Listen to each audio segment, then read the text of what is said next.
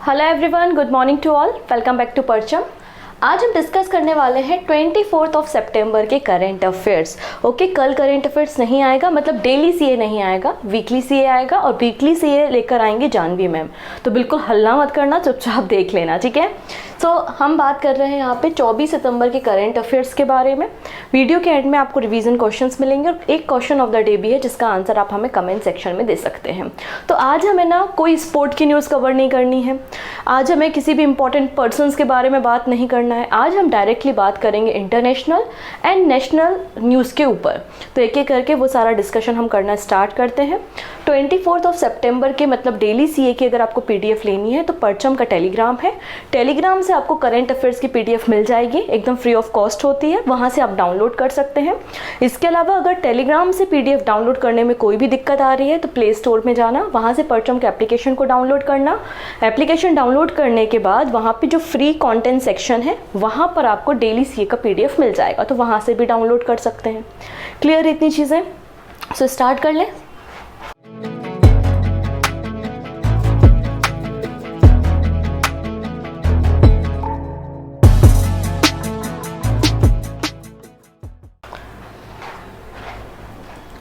तो first number पे बात करने वाले हैं यहाँ पे हम। रिसेंटली मिनिस्ट्री ऑफ टूरिज्म ने, मतलब हमारा जो पर्यटन मंत्रालय है, उन्होंने एप्लीकेशन इनवाइट की थी डिस्ट्रिक्ट लेवल पे, स्टेट लेवल पे एंड नेशनल लेवल पे। तो 3 ऐसी कैटेगरीज थी जहाँ पे इनवाइट की गई थी एप्लीकेशन। और रिसेंटली आसाम के विश्वनाथ घाट को best tourism village of the India declare किया गया है या अनाउंस किया गया है by the ministry of tourism. तो न्यूज़ क्या कहती है कि Vishwanath Ghat in Assam has been chosen as the best tourism village of India in 2023। तो असम के विश्वनाथ घाट को 2023 में भारत का सर्वश्रेष्ठ पर्यटन गांव के रूप में चुना गया है मिनिस्ट्री ऑफ टूरिज्म ने, मतलब हमारे पर्यटन मंत्रालय ने। यहाँ पर 791 एप्लीकेशंस आई थी, उनके बीच में से इसका सिलेक्शन किया गया है। पूरे 31 जो हमारे स्टेट और यूनियन टेरिटरी हैं, उन सबके स्टेट से, डिस्ट्रिक्ट से बोला था कि आप 3-3 नाम दो जिसको आप कहते हो कि वो बेस्ट विलेज है, ठीक है, पर्यटन के हिसाब से। लेकिन उसका अपना एक सिग्निफिकेंस भी होना चाहिए, वहाँ की पॉपुलेशन ज़्यादा नहीं होना चाहिए, पॉपुलेशन डेंसिटी कम होनी चाहिए, कोई ना कोई एक हिस्टोरिक इंपॉर्टेंस वहाँ पे होना चाहिए। नेचुरल ब्यूटी के अलावा कुछ एक हिस्टोरिक इंपॉर्टेंस भी वहाँ का होना चाहिए, मतलब कोई एंशिएंट टेम्पल हो या फिर कोई बहुत बड़ा राजा महाराजा का कोई घराना वहाँ पर हो, इस तरीके से। तो यहाँ पे जो आप देख सकते हैं कि Vishwanath Ghat of the Sonitpur district of Assam, इसे बेस्ट टूरिज्म विलेज अनाउंस किया है मिनिस्ट्री ऑफ टूरिज्म ने। ये जो विलेज है बेसिकली आप देखेंगे ये ब्रह्मपुत्र रिवर के किनारे सिचुएटेड है। कहाँ पर है ये? ब्रह्मपुत्र रिवर के बैंक पे, उसके किनारे सिचुएटेड है। इसे हम एक और नाम से जानते हैं, ये जो विश्वनाथ घाट है इसको हम गुप्त काशी के नाम से भी जानते हैं। ये नाम वहाँ पर स्थित एक मंदिर के नाम पे पड़ा है, एक बहुत ही एंशिएंट टेम्पल वहाँ पर है जिसका नाम है विश्वनाथ मंदिर, इसलिए इस घाट का नाम विश्वनाथ घाट है, जिसको हम गुप्त काशी के नाम से भी जानते हैं। क्लियर है इतनी चीज़ें? अब यहाँ पर आप देख सकते हैं बेसिकली यहाँ पर एक cluster of group of temples है, काफ़ी सारे टेम्पल है। एक जो भगवान शंकर का हमने टेम्पल देखा, उसके अलावा कई सारे टेम्पल्स भी आपको यहाँ पर देखने को मिलेंगे। विश्वनाथ घाट जो है वो इंडिया का टॉप टूरिज्म विलेज 2023 डिक्लेयर किया गया है by the ministry of tourism. ऐसी बात हमको असम के गवर्नमेंट के द्वारा बताई गई है क्योंकि इस एरिया का अपना कल्चरल और हेरिटेज इंपॉर्टेंस भी है। अब यहाँ पे हम आसाम के बारे में बात कर लेते हैं। तो आसाम जो स्टेट है उसमें आपको कई सारे नेचुरल आपको रिसोर्सेज देखने को मिलेंगे और नेचुरल पार्क्स भी देखने को मिलेंगे। तो आप यहाँ पर देख सकते हैं कुछ आपको यहाँ पर 7 नेशनल पार्क्स देखने को मिलेंगे। कहाँ पर? आसाम में। कौन कौन से हैं? तो आप देखेंगे ऊपर से Dibru Saikhowa, Dihing Patkai, Nameri, Orang, Manas, Raimona and Kaziranga national park, जो कि यूनेस्को की लिस्ट का हिस्सा भी है। तो यहाँ पे टोटल 7 नेशनल पार्क आपको असम में देखने को मिलेंगे, जिनमें आपको 2 नाम बहुत इंपॉर्टेंट याद रखने हैं। एक है रायमोना नेशनल पार्क जो कि 6 नंबर का नेशनल पार्क है आसाम स्टेट का, और 2nd नंबर पे है दिहंग पटकाई, ये आपका 7th नंबर का नेशनल पार्क है जिसको 2021 में ही डिक्लेयर किया गया है। डन। इसके अलावा एक और विलेज को अनाउंस किया गया है, ऐसा हमको वेस्ट बंगाल की सीएम ममता बनर्जी के द्वारा बताया गया है और पीटीआई की न्यूज़ में भी आपको ये मिल जाएगा। मैंने पीटीआई से डेटा लिया हुआ है, ठीक है। तो आप यहाँ पे देख सकते हैं कीर्तेश्वरी विलेज। कीर्तेश्वरी विलेज जो कि बंगाल के मुर्शिदाबाद डिस्ट्रिक्ट में आपको देखने को मिलेगा, इसे भी best tourism village of India announce किया है मिनिस्ट्री ऑफ टूरिज्म ने। और ये अवार्ड जो है वो 27 सितंबर को 27 सितंबर को न्यू दिल्ली में दिए जाएंगे। अलग अलग कैटेगरी में एक बार जब अनाउंस हो जाए अवार्ड तो हम एक बार वापस से देख लेंगे सारी कैटेगरी। अभी 2 ही नाम यहाँ पर हमको मिले तो वो मैंने आपको डिस्कस कर लिए। अब यहाँ पर ये जो कीर्तेश्वरी विलेज है ये आपको कहाँ पर देखने को मिलेगा, मुर्शिदाबाद डिस्ट्रिक्ट ऑफ बंगाल में देखने को मिलेगा। यहाँ पर ये जो टेम्पल है वो बेसिकली 51 शक्तिपीठ में एक है। हम सभी को पता है ना, फिर हमारी कंट्री में 51 शक्तिपीठ है और उनमें से एक शक्तिपीठ जो है वो कीर्तेश्वरी विलेज में आपको देखने को मिलेगा। इसके अलावा ये जो विलेज है यहाँ पे नाबा ग्राम आदिवासी मेला का आयोजन भी हर साल किया जाता है और ट्राइबल डांस यहाँ का जो है वो अट्रैक्शन का प्लेस है, जहाँ पे हर साल कई सारे पर्यटक यात्री या फिर कई सारे टूरिस्ट यहाँ पर इसको देखने के लिए आते हैं। क्लियर है।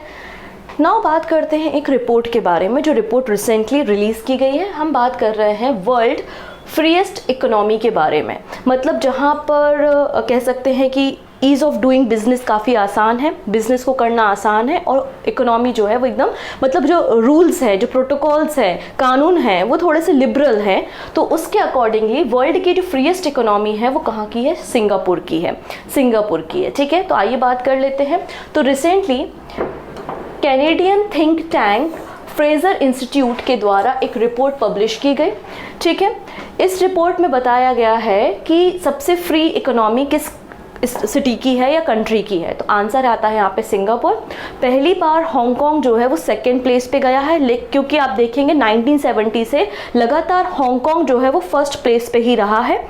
पहली बार हांगकांग सेकंड नंबर पे आया है और सिंगापुर जो है वो फर्स्ट नंबर पे आपको देखने को मिलेगा। इस रिपोर्ट को पब्लिश किसने किया है, मैंने बताया आपको, Canadian think tank Fraser institute के द्वारा इसको पब्लिश किया गया है।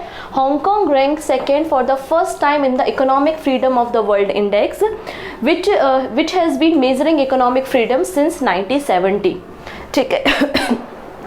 अब यहाँ पे बात करते हैं दूसरी सारी कंट्रीज़ के बारे में। तो सबसे पहले इंडिया पे आते हैं। तो आप इंडिया की रैंकिंग देखेंगे तो इंडिया की जो रैंकिंग है वो 87वें नंबर पे है आउट ऑफ 165 कंट्रीज़। 165 देशों में भारत की रैंकिंग जो है वो 87 नंबर पे है और चाइना हमसे पीछे है 111 नंबर पे है। अगर हम यहाँ पे लोवेस्ट रेटेड कंट्री के बारे में बात करें तो लोवेस्ट रेटेड कंट्री में आपको ये सारी कंट्रीज देखने को मिलेंगी, Republic of Congo, Algeria, Argentina, Libya और सबसे लास्ट में आप देखेंगे वेनेजुला है। वेनेजुला हर साल जो है वो बॉटम पे ही आपको लगभग देखने को मिलता है। वेनेजुला की जो रैंकिंग है वो बॉटम ऑफ द इंडेक्स में है वंस अगेन, क्योंकि यहाँ पे इकोनॉमिक जो फ्रीडम है वो काफ़ी कम है। अगर टॉप 5 फ्री इकोनॉमिक कंट्री के बारे में बात करें तो सिंगापुर, सेकेंड नंबर पे हांगकांग, फिर स्विट्जरलैंड, न्यूजीलैंड एंड यूएसए। ठीक है, और भारत की रैंकिंग 87वें नंबर पे आपको मिल जाएगी। चलिए अब एक क्वेश्चन है, पहले क्वेश्चन देखो कैसा बन सकता है, फिर हम इस न्यूज़ को समझते हैं। ठीक है, क्वेश्चन है which of the following countries did not participate in the climate ambition summit. Basically अभी रिसेंटली क्या हो रहा है, क्लाइमेट एम्बिशन समिट हुआ है और उसमें काफ़ी सारी कंट्री, लगभग 34 कंट्रीज़ के आसपास यहाँ पे पार्टिसिपेशन देखा गया, लेकिन 3 मेजर कंट्री जो कि बहुत अधिक मात्रा में ग्रीन हाउस गैसेस को एमिट करती हैं, कार्बन डाइऑक्साइड या फिर ग्लोबल वार्मिंग के लिए बहुत ज़्यादा रिस्पॉन्सिबल है, लेकिन इस समिट में पार्टिसिपेट नहीं करती और उनमें से एक होता है हमारा इंडिया। सो इंडिया, यूएसए और चाइना, इन तीनों कंट्रीज़ ने अभी रिसेंट में हुए क्लाइमेट एम्बिशन समिट में पार्टिसिपेट नहीं किया, इसलिए काफ़ी ज़्यादा न्यूज़ में है ये। ठीक है, आइए हम बात कर लेते हैं क्लाइमेट एम्बिशन समिट के बारे में। इसे बेसिकली आयोजित किया गया था, कंडक्ट किया गया था by the United Nation general assembly. किसने कंडक्ट किया इसे, यूनाइटेड नेशन जनरल असेंबली ने इसे कंडक्ट किया और यहाँ पर चाइना, यूएसए और इंडिया जो हैं, इन तीनों नेशंस ने पार्टिसिपेट नहीं किया, जबकि ये तीनों के तीनों जो हैं वो बहुत अधिक मात्रा में ग्रीन हाउस गैसेस को एमिट करते हैं।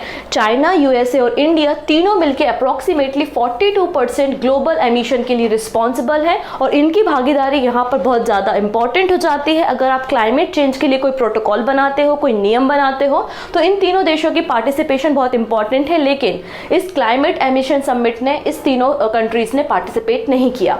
पर्पस क्या था इस समिट का, तो पर्पस यही था, यूनाइटेड नेशन ने इसको ऑर्गेनाइज कराया था पर्पस ये है कि हम किस तरीके से पॉलिसी बना सकते हैं, किस तरीके से हमें एक्शन लेना चाहिए और प्लान करना चाहिए जिससे हम क्लाइमेट चेंज का जो इशू है उसको एड्रेस कर सके और हमारा जो ग्लोब का एवरेज टेम्परेचर वो 1.5 डिग्री सेल्सियस से ज़्यादा इंक्रीज ना हो। तो इसके लिए हमें मतलब जो पेरिस एग्रीमेंट है उसके लिए कुछ एक्शंस, कुछ प्लान बनाने की ज़रूरत है ना, कि आप कैसे काम करोगे, कौन सी कंट्री कैसे काम करेंगी और ग्रीन हाउस गैसेस को कम करेंगी। लेकिन 3 मेजर कंट्रीज़ ने यहाँ पे पार्टिसिपेट नहीं किया।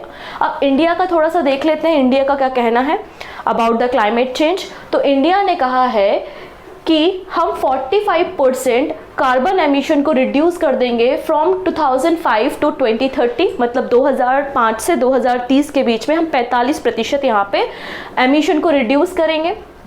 इसके अलावा गवर्नमेंट ऑफ इंडिया ने ये भी कहा है कि हमारा टारगेट है कि हम 50% जो इलेक्ट्रिकल पावर जनरेट हम करते हैं वो रिन्यूएबल एनर्जी से करें, ना कि आपके जो फॉसिल फ्यूल बेस्ड एनर्जी है उससे करें। इसके अलावा प्राइम मिनिस्टर नरेंद्र मोदी जी का भी एक कमिटमेंट है कि हम नेट कार्बन एमिशन ज़ीरो हो जाएंगे बाय 2070 तक। तो ये इंडिया के कुछ अपने एक स्टैंड हैं। ओके, चलिए एक और क्वेश्चन देखते हैं इसी तरीके का, फिर हम न्यूज़ को बात करेंगे। Which of the following country is not a member of the alliance of Sahel states. तो यहाँ पर एक अलायंस बनाई गई है, 3 कंट्रीज़ की एक अलायंस है जिसका नाम है अलायंस ऑफ साहेल स्टेट्स। इसमें कौन सा नेशन नहीं है? सो आंसर हो जाएगा चाड, बेसिकली माली, बुर्किना फेसो और नाइजर, इन तीनों कंट्रीज़ ने मिलकर एक अलायंस बनाई है। हम इस अलायंस के ऊपर थोड़ा सा डिस्कशन करते हैं, लेकिन सबसे पहले हम अफ्रीका कॉन्टिनेंट का मैप देखते हैं।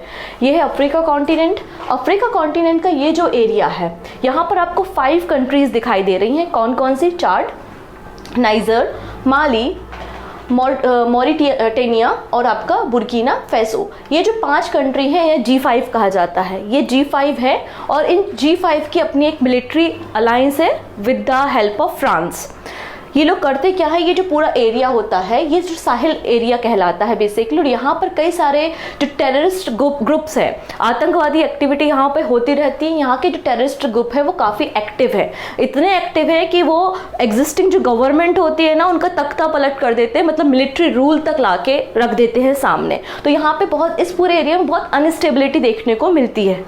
ठीक है, तो इसलिए यहाँ पर ये जो एरिया दिख रहा है जिसका नाम है लिप्टाको गोरोमा रीजन, ये जो रीजन है आप देख सकते हैं 3 कंट्री की बॉर्डर पे है, माली, नाइजर और बुर्किना फेसो। और ये जो एरिया है वो काफ़ी ज़्यादा कह सकते हैं एक्टिव एरिया है, यहाँ पे बहुत ज़्यादा एक्टिविटी देखी जाती है ISIS की।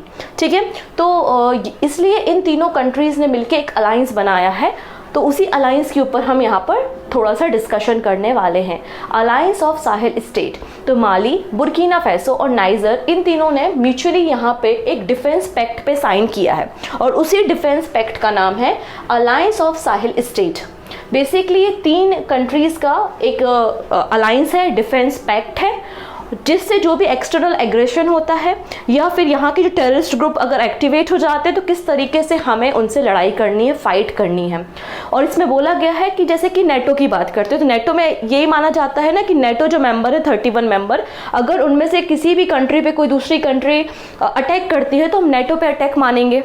वैसे ही इनका ही कहना है हम तीनों पे कोई भी एक्सटर्नल एग्रेशन होता है, कोई एक्सटर्नल जो ग्रुप है वो अटैक करता है तो हम तीनों कंट्री पे अटैक मानेंगे। और तीनों कंट्रीज़ की जो डिफेंस पैक्ट हमने साइन किया है, तीनों कंट्रीज़ की जो मिलिट्री या फोर्सेज है वो साथ में मिलके इस समस्या का समाधान करेंगी। तो बेसिकली कलेक्टिव डिफेंस और म्यूचुअल असिस्टेंट फ्रेमवर्क है।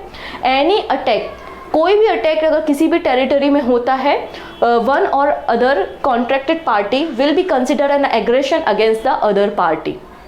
क्लियर है? क्या ज़रूरत थी इस अलायंस की? तो इस अलायंस की ज़रूरत इस तरीके से थी कि मैंने अभी आपको जो एरिया दिखाया था मैप में जिसका नाम था लिप्टाको गोरोमा रीजन, बेसिकली ये बॉर्डर एरिया पे है माली, बुर्किना फेसो और नाइजर के। ठीक है, यहाँ पे रिसेंट कुछ ईयर में कई सारे विद्रोह देखे गए थे, कई सारी टेररिस्ट एक्टिविटीज़ देखी गई थी। और पहले यहाँ पर आप देख सकते हैं all 3 state were member of the France supported G5 Sahel alliance joint force. जिसमें आपको वो 3 स्टेट के अलावा चैड और आपका मॉरिटेनिया देखने को मिलेगा। ये ग्रुप बनाया गया था 2017 में। क्यों? ये जो टैकल करने के लिए इस एरिया की पूरी एक्टिविटीज़ को ये एरिया टैकल कर रहा था। लेकिन बाद में 2020 में देखेंगे आप क्या होता है नाइजर में उस समय जो प्रेसिडेंट होते हैं मोहम्मद बजूम, उनको हटा के वहाँ पर जो ग्रुप होता है, मतलब जो मिलिट्री होती है, वो तख्ता पलट कर देती है और खुद पावर में आ जाती है। तो इस तरीके की एक्टिविटी वापस से ना हो, एक इकोनॉमिक स्टेबिलिटी भी बनी रहे उस एरिया में, इसलिए यहाँ पे इस तरीके की अलायंस बनाई गई है। ओके, चलिए नेक्स्ट बात कर लेते हैं यहाँ पर हम हिमाचल प्रदेश से। बेसिकली हिमाचल प्रदेश की गवर्नमेंट ने नेचुरल फार्मिंग को बढ़ावा देने के लिए 25 करोड़ रुपए का बजट रखा है अंडर द प्राकृतिक खेती कौशल किसान योजना, जिसको 2018 में 14 मई को लॉन्च किया गया था। ठीक है, इस स्कीम को 2018 में लॉन्च किया गया था। तो Himachal Pradesh agriculture department launch mobile van program to promote natural farming. तो हिमाचल प्रदेश के एग्रीकल्चर डिपार्टमेंट ने मोबाइल वैन प्रोग्राम को लॉन्च किया है नेचुरल फार्मिंग को प्रमोट करने। बेसिकली ये वैन जो है वो अलग अलग एरियाज़ में जाएगी और नेचुरल फार्मिंग को प्रमोट करेगी, किसानों को कहेगी कि आपको किस तरीके के सीड्स की ज़रूरत है, आपको जो पेस्टिसाइड वगैरह यूज़ ना करके कौन से दूसरे ऑल्टरनेटिव चीज़ों को यूज़ करना है और अपने ईल्ड को, अपना जो प्रोडक्शन है उसको और इंक्रीज़ करना है। इसके अलावा ये प्रमोट करेगी इको फ्रेंडली प्रैक्टिसेस को, delivering fresh organic produce to the consumers and encouraging the adoption of chemical free farming method. ये इस मोबाइल वैन का मकसद है। तो हिमाचल प्रदेश एग्रीकल्चर डिपार्टमेंट के द्वारा इंट्रोड्यूस किया गया है mobile van program under the part of Prakritik Kheti Kaushal Kisan Yojana, eco friendly and natural farming की प्रैक्टिस को बढ़ावा देने के लिए। ये बेसिकली स्कीम जो है वो 5 ईयर प्लान के अंतर्गत इसको इंट्रोड्यूस किया गया है, जिसका मकसद है reducing farming cost, increasing income, protecting human health and environment. अभी तक इसमें 89,000 फार्मर्स रजिस्टर्ड कर चुका है। नेक्स्ट बात करते हैं, ये है अनुराग ठाकुर जी, और इन्होंने हिमाचल प्रदेश में रिसेंटली सिंथेटिक एथलेटिक ट्रैक को इनॉग्रेट किया है। ठीक है, so minister of youth affairs and sport Anurag Singh Thakur, इन्होंने recently 6 lane 200 metre synthetic athletic track को इनॉग्रेट किया है। कहाँ पर? साई, मतलब sport authority of India high altitude training centre in Shilaru, Himachal Pradesh. अगर हम बात करें तो ये अभी तक का भारत का सबसे अधिक हाइट पर, लगभग 8000 फीट की हाइट पे बनाया गया ट्रैक है। ठीक है, this is the very first track of the country build at the altitude of 8000 feet.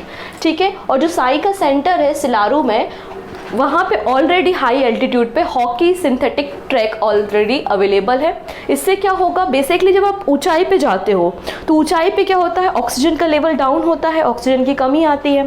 तो उस केस में क्या होता है, हमारे शरीर में जो नंबर ऑफ आरबीसी होती हैं, आपकी रेड ब्लड सेल, वो और भी ज़्यादा तेज़ी से बनने लगती हैं, क्योंकि आरबीसी जो होती हैं वो इस तरीके से राउंड शेप की होती हैं, बट इसमें कोई भी न्यूक्लियस नहीं होता, और आरबीसी के पास पाया जाता है हीमोग्लोबिन, और यही हीमोग्लोबिन जो होता है वो ऑक्सीजन को कैरी करके हमारी बॉडी में सर्कुलेट करने का काम करता है। तो हाइट पे जाने पर ऑक्सीजन की कमी होने के कारण आरबीसी की संख्या बढ़ती है।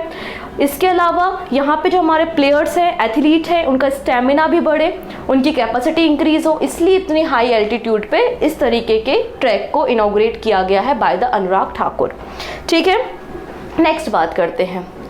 अब देखिए एक और कहानी सामने आई है। आप लोग अभी घटनाएं देखते रहते होंगे। कुछ समय पहले उड़ीसा में भी एक इंसिडेंट हुआ था।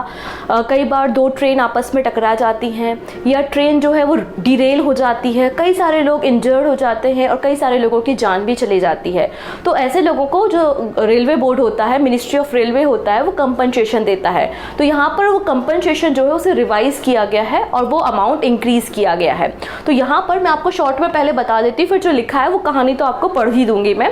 इसमें ये कहा गया है कि अगर आपका ट्रेन है, ट्रेन में एक्सीडेंट होता है या ट्रेन डिरेल हो जाती है और जिन लोगों की लाइफ चली जाती है, जिन लोगों की जान चली जाती है, तो उनकी फैमिली को पहले 50,000 रुपीज़ जो कंपनसेशन दिया जाता था उसको इंक्रीज करके 5 लाख रुपए कर दिया जाएगा। ठीक है, इसके बाद अब ट्रेन जो है वो डिरेल हुई या एक्सीडेंट हुआ तो कुछ लोग ऐसे हैं जो बहुत सीवियर तरीके से इंजर्ड हो गए, बहुत ज़्यादा उनको चोट लग गई, तो उनको हॉस्पिटल जाना पड़ेगा, हॉस्पिटल में एडमिट भी रहना पड़ेगा और ये भी नहीं पता होता वो कितने लंबे समय तक हॉस्पिटल में एडमिट रहेंगे। तो ऐसे केसेस में क्या होता है, फैमिली पे एक्स्ट्रा फाइनेंशियल बर्डन भी आ जाता है। तो ऐसे केसेस जिनमें बहुत सीवियर इंजरी हुई है तो ऐसे लोगों को कंपनसेशन दिया जाएगा bye the ministry of railway 3,000 rupees per day. मतलब हॉस्पिटल में आप जब रहोगे तो आपको 3,000 रुपये पर डे यहाँ पर दिया जाएगा। कब तक? 12 महीने तक। ठीक है, अब कुछ ज़्यादा इंजरी नहीं हुई, छोटा मोटा इंजरी हुई है, सर फट गया, 2-4 टाँके लगे या फ्रैक्चर हो गया है लाइक दिस, जो कि आपका बहुत कम समय में भी आप रिकवर हो सकते हो, तो ऐसे केसेस में भी कंपनसेशन का प्रोविजन यहाँ पे किया गया है। इसके अलावा कई बार ट्रेन में क्या होता है ना, आपने देखा होगा कि ट्रेन में अब आग लग गई है या फिर अटैक हो गया है या फिर रॉबरी हो गई है या चलती ट्रेन से कोई गिर गया है, या फिर आप कह सकते हैं कि जब रेलवे क्रॉसिंग की जाती है वो गेट के पास, तो कुछ लोग होते हैं ना बहुत इंटेलिजेंट, गेट लगा होने के बाद भी ट्रैक को क्रॉस करते हैं। तो ऐसे जो केसेस हैं उनके लिए भी यहाँ पे कंपनसेशन की बात की गई है by the ministry of railway. तो हम इसी के बारे में बात कर रहे हैं। Railway board increase x gratia payment for the train accident victim. तो रेलवे बोर्ड ने जो ट्रेन दुर्घटना पीड़ित हैं उनका जो कंपनसेशन अमाउंट है उसको इंक्रीज करने की बात की है और बोला है कि 50,000 से इसको इंक्रीज करके 5 लाख रुपीज़ कर दिया जाएगा in the case of death.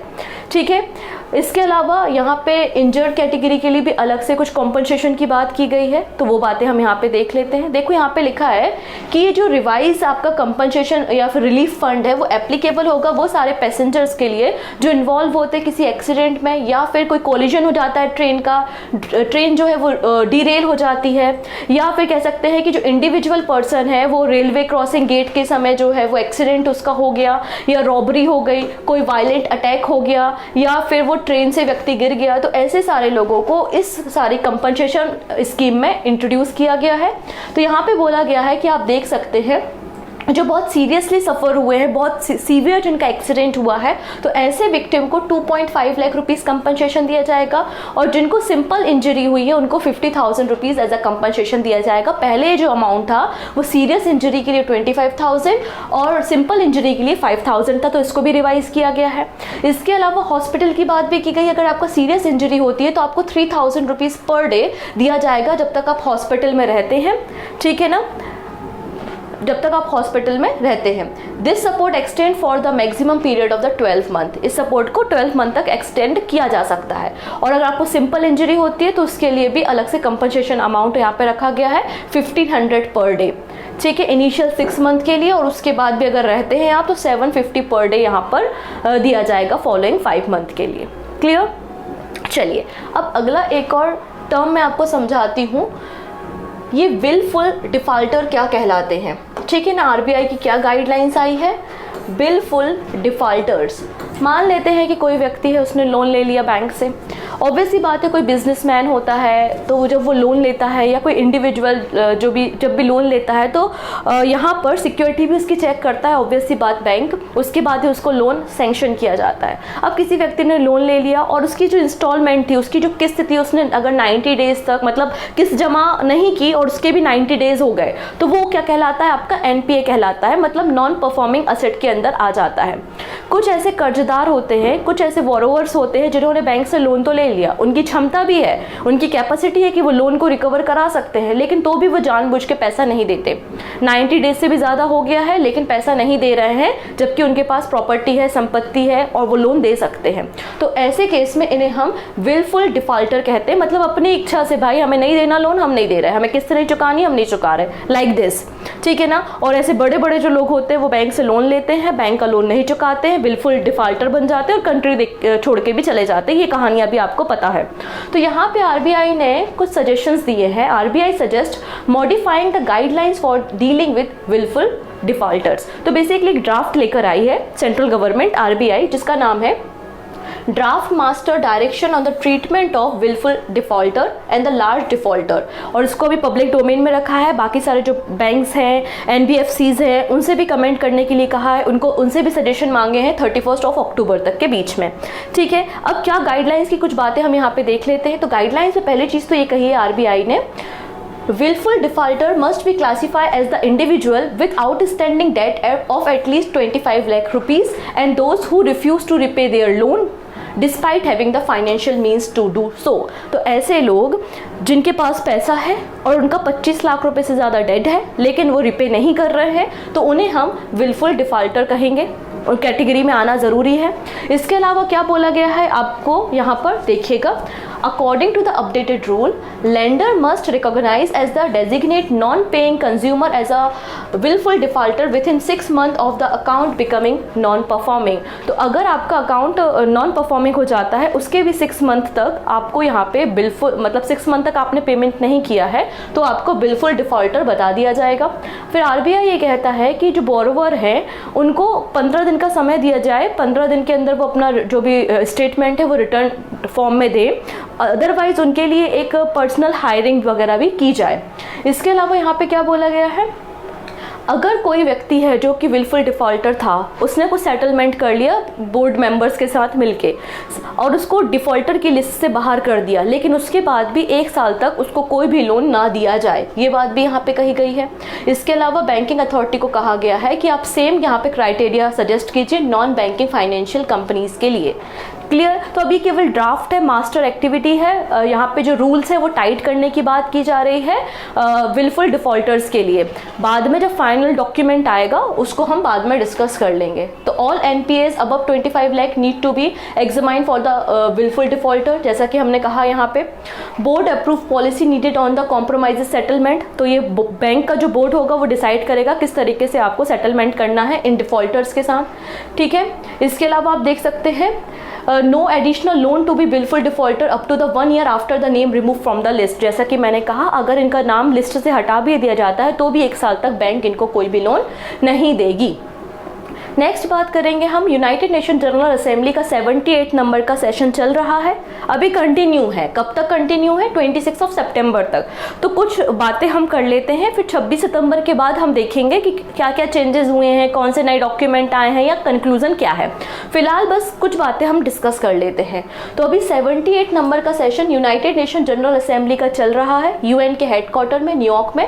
19 सितंबर से लेकर 26 सितंबर के बीच में ये चलना है।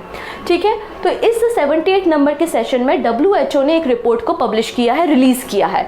वर्ल्ड हेल्थ ऑर्गेनाइजेशन ने एक रिपोर्ट को रिलीज किया है जिसका टाइटल है global report on hypertension the race against a silent killer. तो क्वेश्चन ये बनेगा कि ग्लोबल रिपोर्ट ऑन हाइपरटेंशन किस ऑर्गेनाइजेशन ने रिलीज किया है? तो आंसर हो जाएगा WHO, वर्ल्ड हेल्थ ऑर्गेनाइजेशन। पहला क्वेश्चन ये दूसरा क्वेश्चन ये बन सकता है कि recently United Nation general assembly का कौन सा सेशन कंक्लूड हुआ है?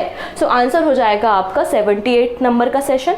या तीसरा क्वेश्चन ये हो सकता है कि यूनाइटेड नेशन जनरल असेंबली का जो 78 नंबर का सेशन है वो कहाँ पे कंक्लूड हुआ है? तो आंसर हो जाएगा UN के हेडक्वार्टर न्यूयॉर्क में। ठीक है।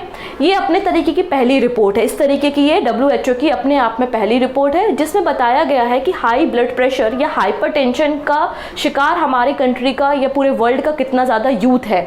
इसमें बताया है कि 1 in the 3 adult across the world suffer from the hypertension, मतलब हाई ब्लड प्रेशर का शिकार है। हाई ब्लड प्रेशर क्या होता है? तो आप अगर देखेंगे हमारी जो आर्टरीज होती हैं, मतलब धमनियाँ, हमारी जो आर्टरीज होती है जिनमें प्योर ब्लड फ्लो होता है। प्योर ब्लड मतलब आपका ऑक्सीजनेटेड ब्लड जिसका कलर रेड है। और ये आप हाथ देखेंगे, हाथ में जो पर्पल कलर की ऊपर लाइंस दिखाई दे रही हैं ये आपके वेन्स हैं। वेन्स में आपको इम्प्योर ब्लड देखने को मिलता है और इम्प्योर ब्लड वो ब्लड होता है जिसमें ऑक्सीजन की मात्रा कम है और कार्बन डाइऑक्साइड का परसेंटेज ज़्यादा है। तो कार्बन डाइऑक्साइड के परसेंटेज ज़्यादा होने के कारण ये आपको पर्पल या ब्लू कलर का दिखाई देता है। तो वेन्स ऊपर होती हैं और आर्टरीज नीचे होती हैं। वेन्स में ब्लड का फ्लो कम होता है, आर्टरीज में ब्लड का फ्लो ज़्यादा होता है। इसलिए जब हम हाई प्रेशर की बात करते हैं तो हम आर्टरीज के जरिए आर्टरीज से जो है वो हाई ब्लड प्रेशर को कैलकुलेट करते हैं। अब यहाँ पे ब्लड प्रेशर लो है, मतलब वेन्स में जब ब्लड प्रेशर लो है तो इनकी जो वॉल होती है वो थिन होती है, जबकि आर्टरीज जो होती है उनमें ब्लड फ्लो ज़्यादा होता है, इसकी उसलिए वॉल जो होती है वो थिक होती हैं। तो आर्टरीज में हम यहाँ पर कैलकुलेट करते हैं हाइपरटेंशन या हाई ब्लड प्रेशर। ठीक है, 120/80 होना चाहिए, उससे तेज स्पीड से अगर ब्लड फ्लो हो रहा है तो हम बोलते हैं कि हाइपरटेंशन है, हाई बीपी है। ठीक है, नेक्स्ट बात करेंगे हमारी प्रेसिडेंट द्रौपदी मुर्मू जी के द्वारा recently national human right commission India and Asia Pacific forum of national human right institute यहाँ पे इनॉग्रेट किया गया। इसकी ओपनिंग सेरेमनी की गई, किसने? द्रौपदी मुर्मू के द्वारा। तो Asia Pacific forum on human right conference recently inaugurate की गई है, कहाँ पर? न्यू दिल्ली में, by the president Draupadi Murmu. Basically इस पूरी कॉन्फ्रेंस में जो अलग अलग आपके पार्टिसिपेटिंग स्टेट या कंट्रीज हैं, बेसिकली यहाँ पे 17 फुल मेंबर्स हैं और 8 आपके एसोसिएटेड मेंबर आपको एशिया पैसिफिक फोरम में देखने को मिलेंगे। तो इन सारी कंट्रीज की जो ह्यूमन राइट बॉडीज हैं वो इस कॉन्फ्रेंस में हिस्सा लेती हैं। ठीक है, और ह्यूमन राइट्स के मुद्दों पे ये लोग डिस्कस करते हैं। अब एशिया पैसिफिक फोरम 1996 में बना था और भारत जो है वो फुल टाइम मेंबर 1996 से ही है।